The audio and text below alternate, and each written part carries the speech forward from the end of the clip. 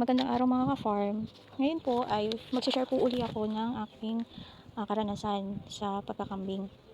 Ang unang-una ko pong i-share sa inyo ay number 1, dapat magsiyasat. Magsiyasat o mag-aral, unang-una ang dapat mong pag-aralan yung iyong sarili.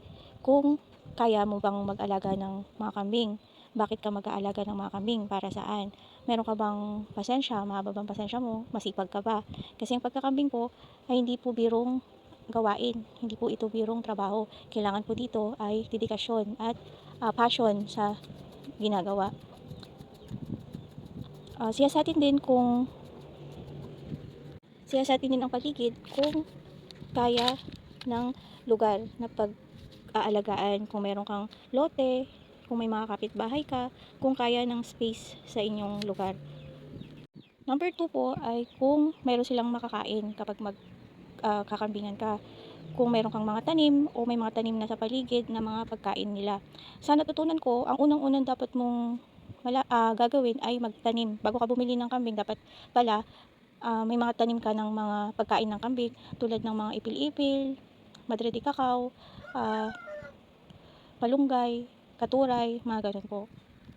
Ang pangatlo po ay ang kanilang pabahay. Dapat po ay maayos yung bahay nila. Hindi po tayo kailangan magpagawa ng mamahalin. Sa umpisa po, kailangan kung ano na yung mayroon na sa inyo o kung saan kayo makakatipid, yun po ang ipatayo yung bahay ng kambing. Basta meron pa silang tutuluyan o pagsisilungan.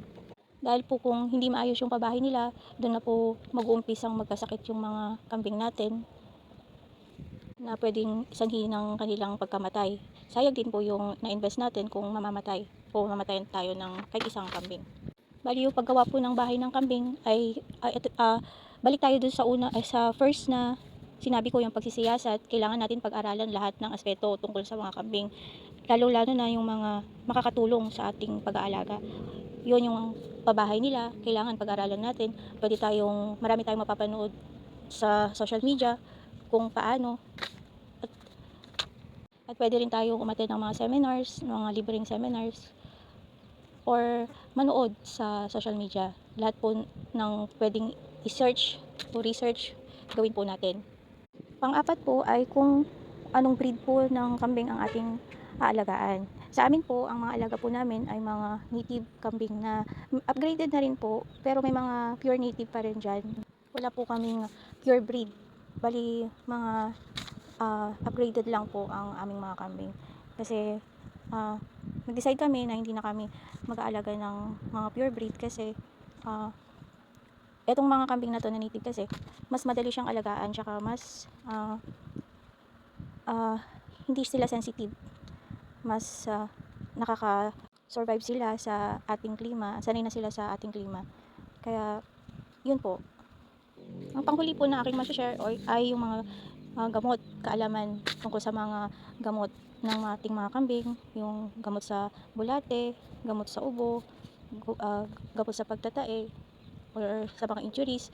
Kung meron pong available na vet sa inyong lugar, dapat po may mga numbers po tayo para in case na magkaroon ng sakit ang ating mga kambing. Ganun din kapag nakakain sila ng may mga lason, ganun, mga spray, pwede po tayong magtawag ng vet para makita ng vet. Yun lang po, sana po may natutunan kayo sa aking shinare. Magandang araw po sa ating lahat.